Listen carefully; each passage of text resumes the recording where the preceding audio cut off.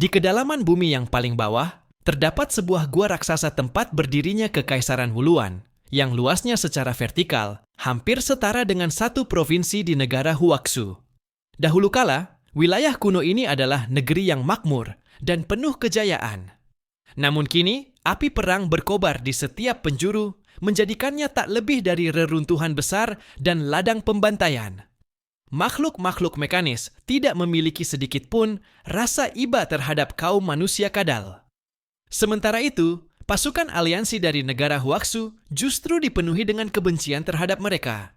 Oleh karena itu, operasi pembersihan kali ini benar-benar dilakukan secara menyeluruh. Setiap inci tanah diperiksa menggunakan alat pendeteksi kehidupan. Siapapun yang ditemukan di antara reruntuhan atau tempat perlindungan bawah tanah akan segera digali dan dieksekusi di tempat. Tidak ada sedikit pun peluang untuk bertahan hidup. Di mana-mana hanya terdengar jeritan putus asa kaum kadal yang menanti ajal mereka.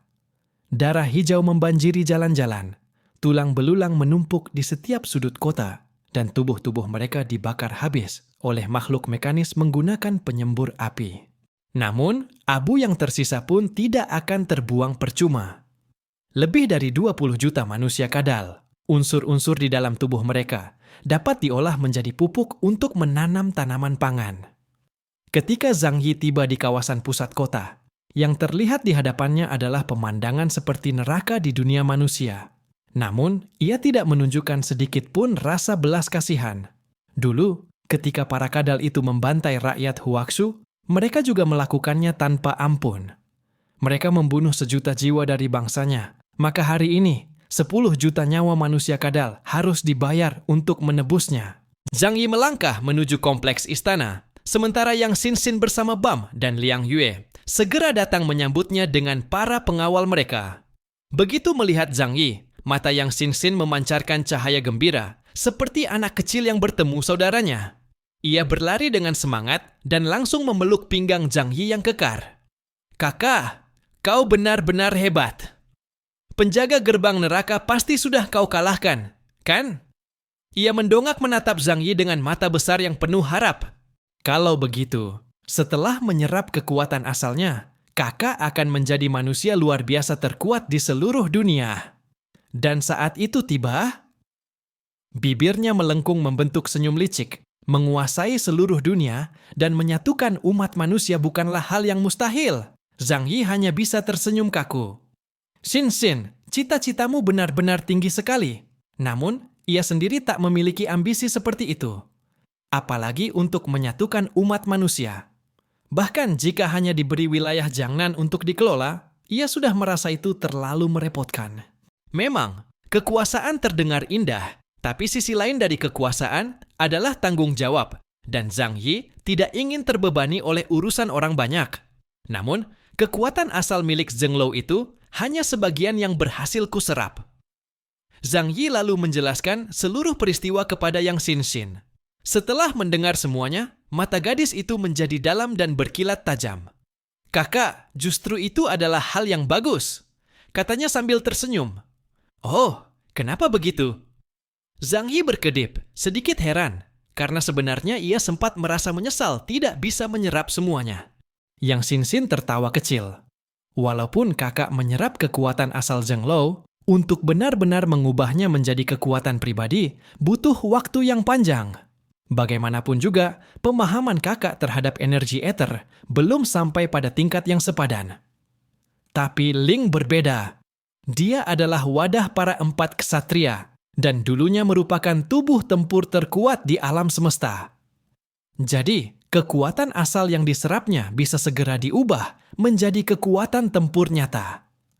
Yang Xin mengelus dagunya, matanya berkilau. Jika dugaanku tidak salah, kekuatannya sekarang sudah mencapai tingkat tinggi dari Ordo Gereja Hitam. Dan dengan mempertimbangkan tubuhnya yang hampir mustahil dihancurkan, melawan ksatria angin pun bukan hal yang mustahil. "Kakak, ini benar-benar senjata pamungkas." Zhang Yi berpikir sejenak, lalu mengangguk sambil tersenyum. "Kau benar juga. Ini memang lebih baik daripada aku harus menyerap dan mencernanya perlahan." Meskipun ia hanya memegang sekitar 30% dari kekuatan asal Zheng Lou, Setelah memberikan sebagian kecil kepada Houtu dan menyerap sisanya, hal itu sudah cukup untuk meningkatkan indeks kekuatannya hingga beberapa ribu poin lagi. Menjadi manusia luar biasa memang seperti itu. Semakin tinggi levelnya, semakin lambat peningkatannya, dan semakin tinggi pula kualitas energi yang dibutuhkan. Itu adalah bentuk evolusi. Setiap pejuang kuat menapaki jalannya dengan menumpuk di atas tumpukan mayat musuh-musuhnya. Di sekeliling mereka, api perang masih berkobar, namun istana di tempat itu terasa sangat tenang. Selain mereka berlima, tidak ada satu makhluk pun yang masih hidup. Darah hijau kaum Kadal mengotori setiap sudut. Bau amis menyengat hidung, tetapi mereka semua sudah terbiasa dengan itu. Zhang Yi menyapu pandangan ke sekeliling. Dengan kecepatan seperti ini, untuk membersihkan seluruh kekaisaran Wuluan, kita masih membutuhkan waktu setidaknya 3 hingga 5 hari lagi. Xin, bisakah kau hitung seberapa besar hasil kemenangan kita kali ini? Perang besar antar pasukan pada dasarnya adalah pertarungan sumber daya. Dalam perang kali ini, ke-6 distrik besar negara Huaxu memilih untuk percaya kepada Zhang Yi, mempertaruhkan seluruh keberuntungan dan nasib negara mereka. Setiap wilayah mengerahkan semua yang dimiliki, energi, bahan inti, untuk pembuatan dewa mesin, serta pasukan manusia luar biasa paling elit. Sekilas terlihat hanya 50.000 pasukan, tapi sebenarnya itu sudah mencakup seluruh kekuatan nasional. Sedangkan Zhang Yi sendiri, dari semua persediaan yang telah ia kumpulkan selama ini, setidaknya 70% telah habis. Jika hasil perang tidak memuaskan, maka secara sumber daya, Zhang Yi akan benar-benar mengalami kerugian besar. Yang Xin tersenyum miring. Kakak, sepertinya kau belum benar-benar memahami makna dari perang keberuntungan negara. Sekarang, biar aku tunjukkan padamu betapa kayanya hasil kemenangan setelah menaklukkan sebuah peradaban kuno. Dengan menguasai para petinggi kekaisaran, seluruh sumber daya kekaisaran Wuluan kini telah berada dalam genggaman Yang Xin. Ia membawa Zhang Yi menuju ruang rapat khusus milik kaisar dan para menterinya di dalam istana. Ruangan itu dihiasi dengan sangat mewah. Seperti halnya di dunia manusia, emas menjadi lambang kemuliaan. Di bawah gemerlap dekorasi yang penuh kemegahan itu, juga terdapat berbagai perangkat berteknologi tinggi. Saat Yang Xin mengangkat tangannya, ruang di hadapan mereka memunculkan layar raksasa dari udara kosong. Kakak, yang akan kutunjukkan sekarang adalah hasil akumulasi kekayaan kekaisaran Wuluan selama jutaan tahun. Begitu ia selesai bicara, di layar besar itu segera muncul barisan huruf-huruf yang awalnya menggunakan bahasa Kadal, namun telah diterjemahkan.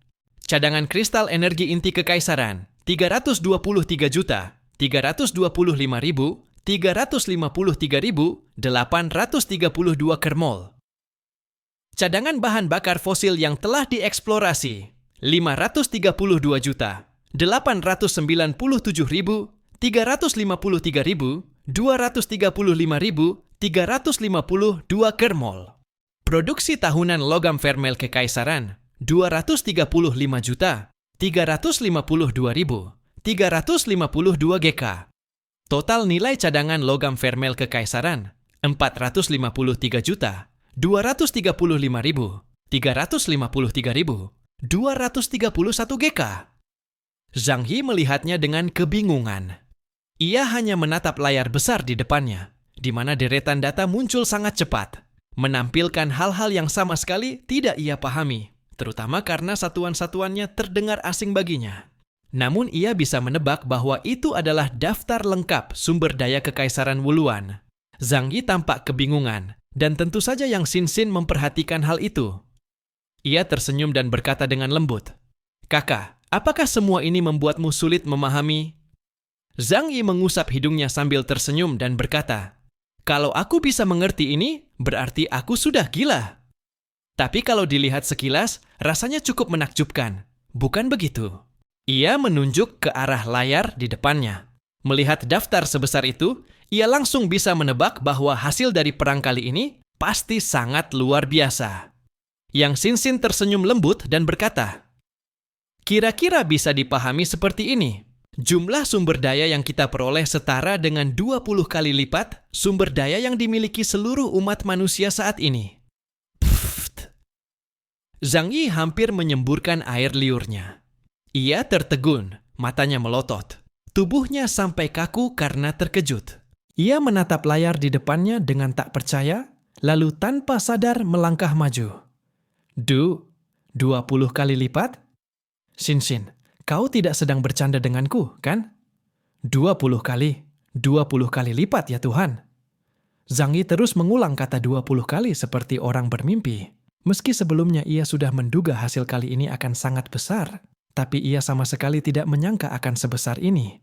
Yang Xin menghela napas. Kakak, ini baru daftar yang sudah kita dapatkan sejauh ini. Faktanya, Kekaisaran Wuluan masih memiliki beberapa area yang sedang dieksplorasi dan belum sepenuhnya ditambang.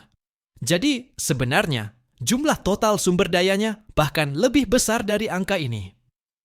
Aku merasa ini agak gila, ujar Zhang Yi sambil menghela napas, masih sulit mempercayainya sepenuhnya. Tidak ada yang aneh dengan itu. Peradaban manusia di permukaan memang hampir tidak pernah benar-benar mengeksplorasi isi planet ini. Sebenarnya, hal-hal paling berharga justru berada jauh di bawah tanah, di wilayah yang tidak bisa dijangkau oleh manusia biasa. Selain itu, Kekaisaran Wuluan sudah berdiri selama lebih dari 100 juta tahun. Akumulasi sejarah mereka tentu bukan main-main. Yang Xin menatap Zhang Yi dengan serius.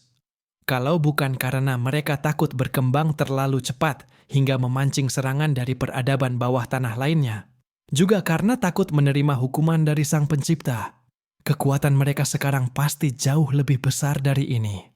Tapi mereka memang sengaja menahan laju perkembangan mereka.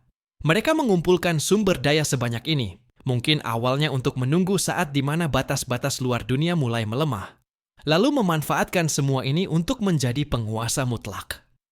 Ia memiringkan kepala sedikit dan tersenyum nakal seperti iblis kecil. Hanya saja, sayangnya semua ini sekarang sudah menjadi milik kita.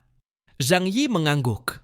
Tatapannya masih terpaku pada layar yang terus menampilkan daftar yang tampaknya tak berujung. Setiap baris tulisan di layar itu mewakili jumlah sumber daya yang tak terbayangkan. Orang-orang Kekaisaran Wuluan ini benar-benar luar biasa, ujar Zhang Yi tulus.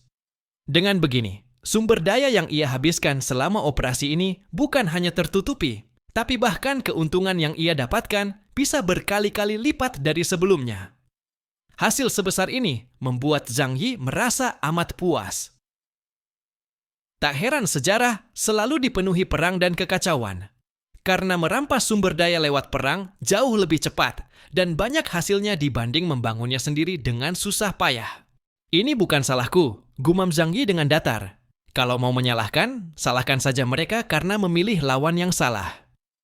Ia melambaikan tangan, memerintahkan para prajuritnya untuk menghabisi sisa-sisa bangsa kadal. Tentu saja, wilayah-wilayah penting sudah lebih dulu diamankan oleh pasukan mekanik di bawah komando. Yang Xin dijaga ketat oleh unit-unit tempur berat.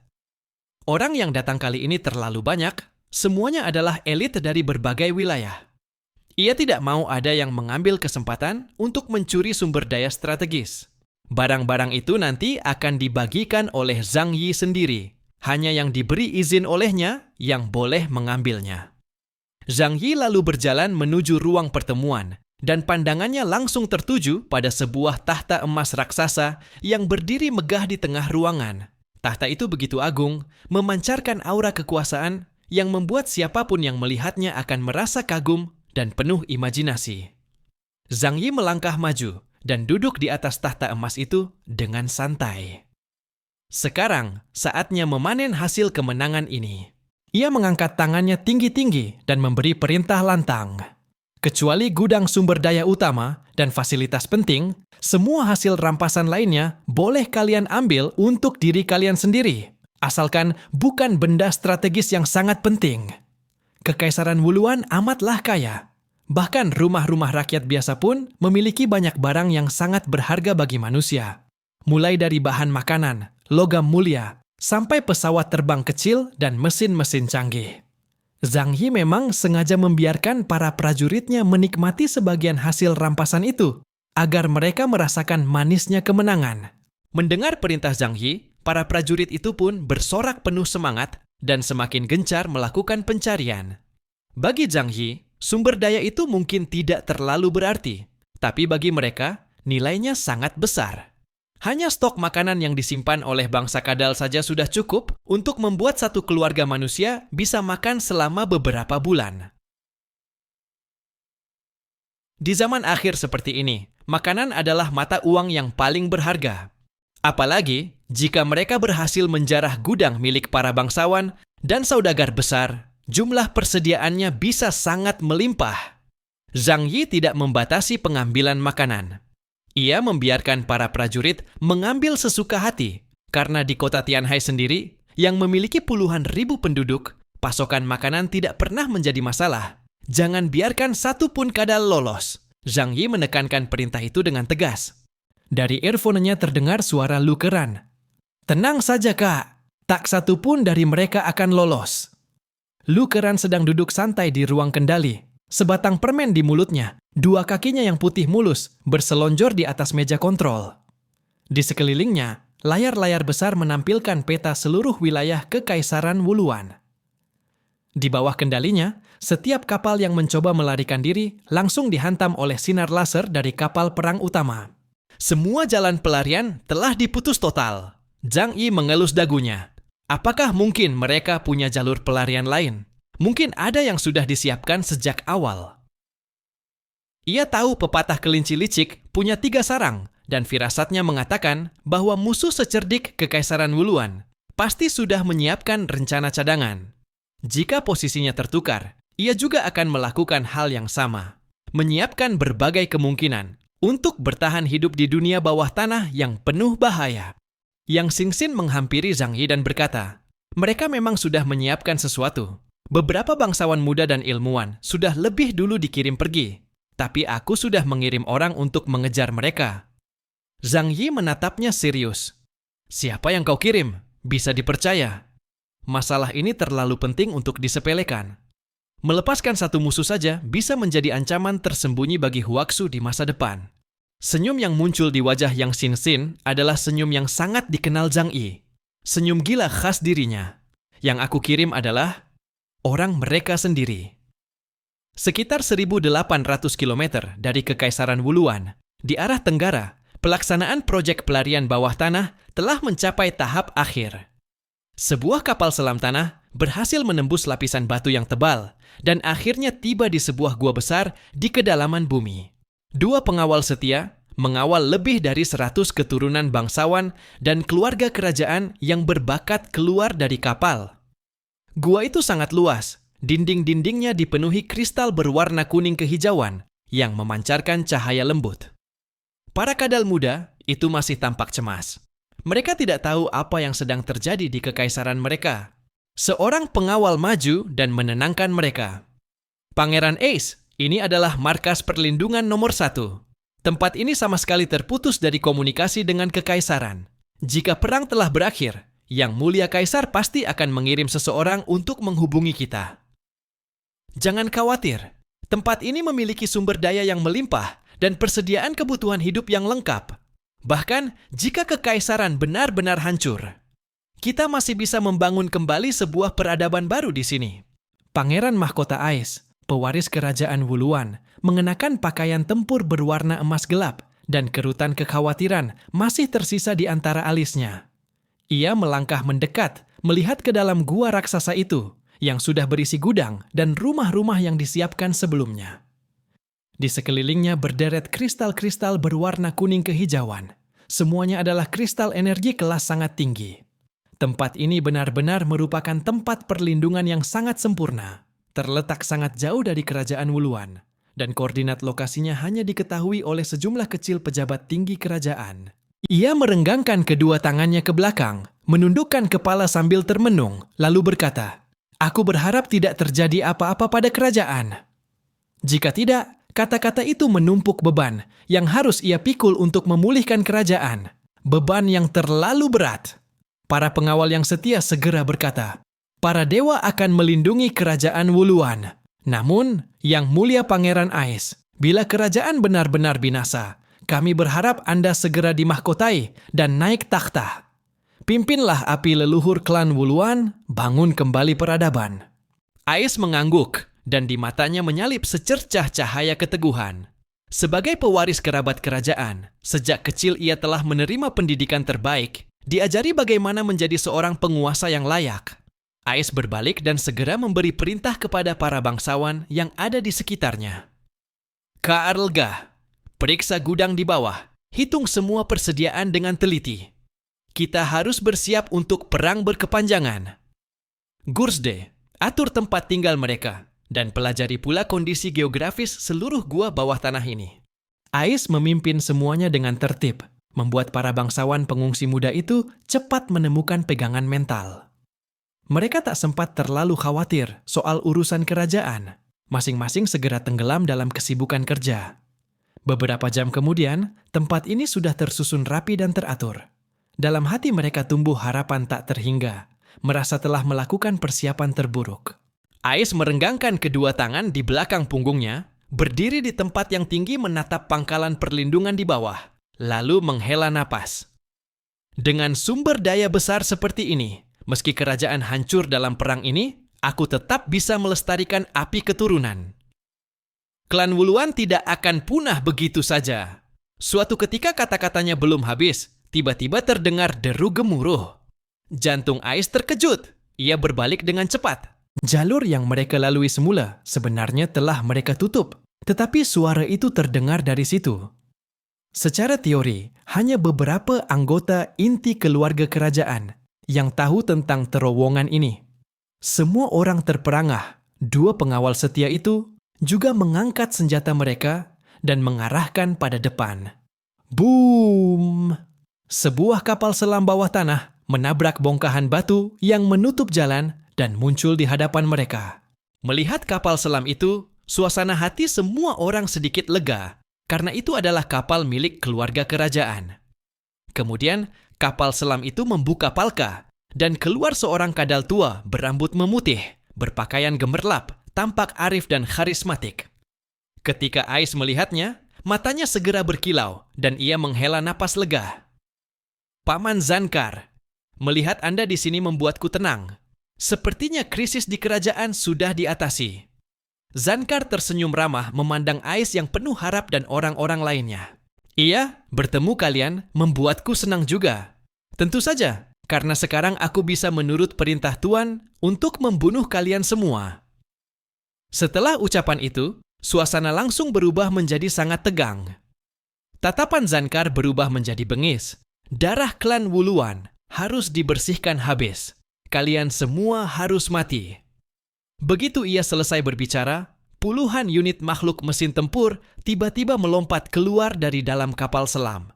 Makhluk-makhluk baja itu mengarahkan laras senjata hitam mereka ke para sisa api keturunan kerajaan Wuluan yang berdiri di hadapan mereka, Paman Zankar. Ais tidak mengerti apa yang terjadi. Ia berteriak putus asa dan marah, namun tidak ada yang memberikan penjelasan padanya. Satu demi satu sinar laser mengoyak tubuh mereka, meskipun 2 pengawal setia itu buru-buru melompat maju untuk menahan. Tetapi mereka hanya memiliki tingkat delta terbaik. Bagaimana mungkin mereka mampu menahan serangan puluhan mesin tempur sekaligus? Dalam sekejap, tubuh mereka berlubang bagai saringan. Para pemuda kadal itu meratap putus asa, melepaskan kemampuan mereka untuk melawan dan mencoba melarikan diri. Mereka semua berpotensi besar, mempunyai keturunan yang luar biasa. Bila tumbuh dewasa kelak, dalam generasi ini mungkin akan lahir lebih dari 3 insan anomali bertingkat Ipsilon. Hanya saja hari ini, mereka tidak diberi kesempatan untuk tumbuh. Sinar laser tanpa ampun menerobos angkasa, mengoyak mereka satu persatu hingga berkeping-keping. Dalam waktu tidak sampai 1 menit, di tempat itu tidak tersisa seekor makhluk hidup pun. Benar, sama sekali tidak ada yang hidup. Sang bangsawan kadal yang memimpin perjalanan itu, setelah menyelesaikan tugasnya, menutup akhir hidupnya dengan tersenyum.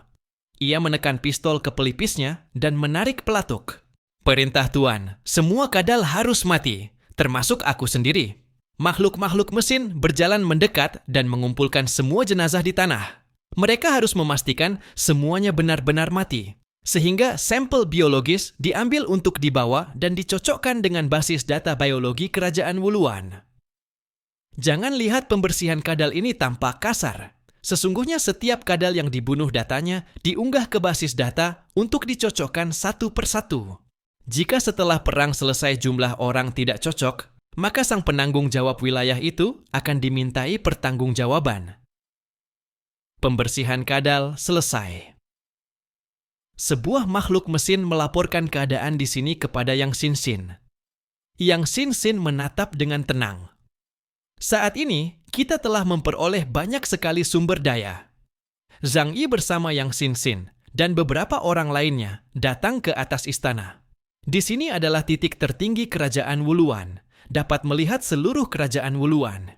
Suara teriakan dan pertempuran terus terdengar di telinga, tetapi Zhang Yi tak sempat memikirkan pemandangan itu. Pikirannya sedang menghitung hal lain. Jika dibandingkan dengan planet raksasa, ruang yang ditempati Kerajaan Wuluan ini tampak sangat sempit. Bahkan ruang hidup bagi 6 generasi manusia di seluruh permukaan hanya sebatas lapisan tipis di kulit planet ini. Sukar dibayangkan berapa banyak rahasia yang tersembunyi di dalam planet ini. Berapa banyak peradaban kuno kuat yang terpendam. Ia meraba dagunya. Pertempuran kita ini seharusnya tidak menimbulkan kegaduhan besar. Jadi, wilayah Kerajaan Wuluan ini aman sepenuhnya. Mendengar Zhang Yi berkata demikian, Yang Sinsin segera mengerti rencananya. Kakak, kau bermaksud menjadikan tempat ini sebagai pangkalan perlindungan kita kelak? Zhang Yi tersenyum tipis, bertanya pada Yang Sinsin. Bagaimana menurutmu? Tempat ini sangat besar. Bahkan menampung seluruh populasi negara Huaxu sekarang tidak akan menjadi masalah. Kita harus bersiap lebih awal. Mungkin suatu hari nanti kita juga perlu bersembunyi dan hidup di sini. Ia meregangkan badan malas. Aku sebenarnya tidak menuntut banyak. Tempat ini luas, ada langit dan awan. Hanya perlu membuat satu matahari buatan dan satu bulan buatan, maka rasanya tidak akan berbeda jauh dari luar. Mata Yang Sinsin sedikit menunduk, bulu matanya panjang, hitam berkilau. Ketika ia merenungkan sesuatu, ia selalu memberi kesan dingin dan sulit didekati. Tak lama kemudian, ia mengangkat kepala, lalu dengan serius berkata kepada Zhang Yi, "Kupikir tempat ini belum begitu aman." Zhang Yi bertanya, "Mengapa?" Yang Sinsin tersenyum. Kalau tempat ini benar-benar begitu baik, lalu kenapa Kekaisaran Wuluan masih menyerang negara Huaxu? Kata-kata itu membuat Zhang Yi terkekeh kering. Kamu juga ada benarnya. Dunia ini luas sekali. Apa yang tampil di hadapan mereka hanyalah sebagian sangat kecil. Jadi tidak perlu tergesa-gesa memikirkan penyusupan ke dunia bawah tanah sekarang juga. Yang Sinsin berkata, namun jika tidak memikirkan orang sebanyak itu, hanya memperhitungkan puluhan ribu penduduk kota Tianhai kita, ada tempat yang lebih baik. Ia membuka perangkat pintar dan memproyeksikan pemandangan basis pengungsian nomor 1 kepada Zhang Yi. Orang-orang Kekaisaran Wuluan sendiri juga tahu, tempat ini belum cukup aman. Jadi pada jarak 180 km dari sini, sedikit di bawah permukaan, mereka membangun satu basis pengungsian lagi. Ya, ada 2 basis lainnya yang serupa. Aku sudah menyuruh orang pergi memberantas sisa-sisa kadal manusia di sana. Tempat ini cukup rahasia. Kekaisaran Wuluan membangunnya untuk menyimpan api harapan. Ruangannya cukup menampung puluhan ribu orang, juga memiliki tanah subur untuk menanam tanaman, serta sejumlah besar kristal energi. Zhang Yi tersenyum melihat pemandangan itu, lalu mendekat ke telinga Yang Sinsin. Tempat-tempat itu hanya rahasia yang kita tahu. Ia belum berencana memberitahukan keberadaan ketiga basis pengungsian itu kepada orang-orang daerah lain. Tak lama kemudian, sisa-sisa api harapan bangsa Wuluan di 2 basis pengungsian lainnya juga dibersihkan habis. Sampel biologi mereka dibawa kembali, dan baru setelah dipastikan semuanya mati, barulah dihentikan. Dengan demikian, harapan yang diwariskan Kekaisaran Wuluan telah diputus oleh tangan Zhang Yi sendiri. Namun Zhang Yi belum segera menyalurkan berita ini ke permukaan dan kepada orang-orang wilayah besar itu. Pada kedalaman bawah tanah lebih dari 20.000 meter, Sinyal sulit dikirim kembali. Tapi manusia selalu punya banyak cara untuk menyampaikan sinyal balik. Sebenarnya, setelah para jenderal perisai perak tewas satu persatu dan Zhang Yi membunuh Zheng Lo, sehingga kemenangan dipastikan, para makhluk aneh dari berbagai wilayah besar lalu menggunakan alat pemancar sinyal kuat yang mereka bawa untuk mengirimkan informasi tempat ini ke wilayah mereka masing-masing. Hanya saja, tidak satu pun sinyal itu benar-benar meninggalkan dunia bawah tanah. Di atas langit, 3 kapal perang super milik Lukeran sambil berjaga-jaga terhadap Kekaisaran Wuluan juga menyadap berbagai pesan mereka. Informasi-informasi itu berasal dari makhluk aneh tingkat Epsilon di berbagai wilayah. Setelah menerima semuanya, di wajah Lukeran terpancar senyum mengejek. Kakakku memang tidak salah. Kalian para bangsat ini, begitu menang langsung mulai berpikir busuk. Namun maaf sekali, perang ini kalian ditakdirkan hanya menjadi pemeran pendukung. Jadi, ketahuilah posisi kalian, dasar bajingan. Lukeran mengerutkan alis, tatapannya penuh kemarahan. Jangan menginginkan hal yang bukan milikmu. Ia memotong semua informasi orang-orang itu, lalu meneruskannya ke Zhang Yi dan Yang Xingxin. Setelah membaca, Zhang Yi sekilas tersenyum, tidak mempedulikan. Aku juga harus mulai bekerja. Ia memandang Yang Xingxin. Semua titik penimbunan bahan peledak pada sistem penghancur diri tercatat semua, kan? Yang Xingxin mengangguk dan membagikannya kepada Zhang Yi. Baik. Zhang Yi membawa Yang Xingxin, lalu langsung menyelam ke bawah tanah. Pertama-tama ia mengambil semua bahan peledak sistem bunuh diri yang disembunyikan Kekaisaran Wuluan.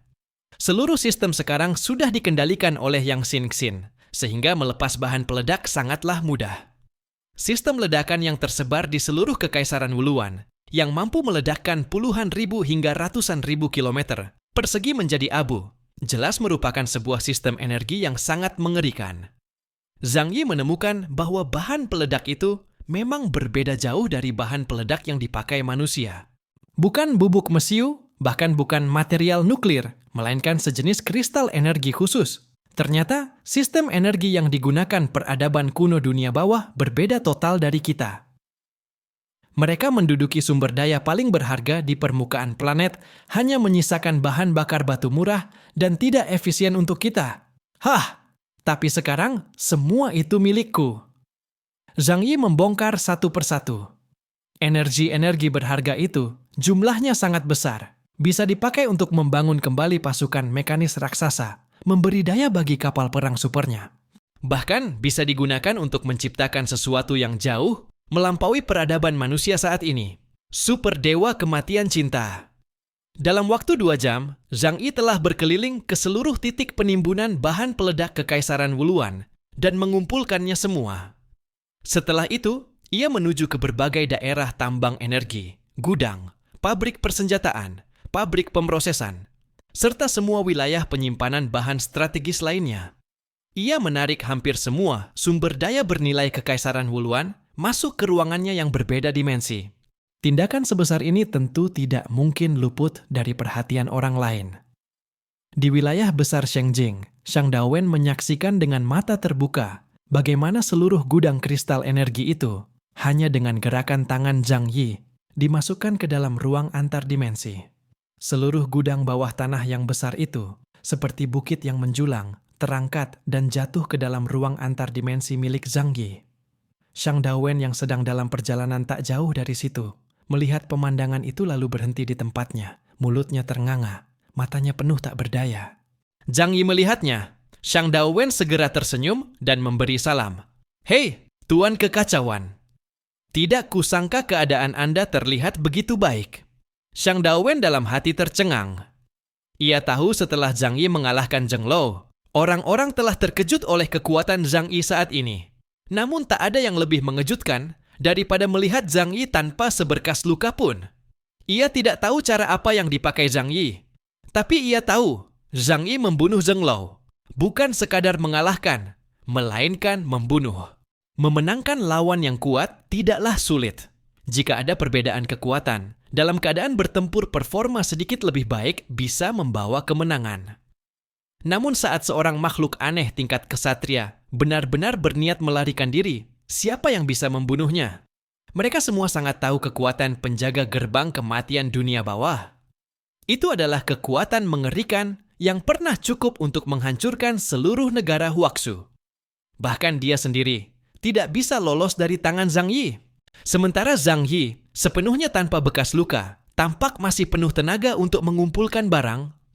Shang Daowen yang tadinya penuh kata-kata, kini tak berani mengeluarkan sepatah kata pun. Ia membungkuk memberi hormat kepada Zhang Yi. Sikapnya amat rendah hati. Zhang Yi hanya berkata ringan padanya, "Setelah membersihkan kekaisaran Wuluan, bahan-bahan ini akan kubagikan. Apa yang seharusnya menjadi milik kalian tidak akan kurampas sedikit pun." Setelah berkata demikian, Zhang Yi tidak menoleh pada Shang Daowen. Ia menghilang dari tempat itu dalam sekejap. Detik berikutnya sudah berada 4 kilometer jauhnya. Shang Daowen menatap jauh ke arah Zhang Yi. Barulah ia berani bernapas lega. Kini ia merasakan, jika Zhang Yi mau, ia bisa dibunuh seketika.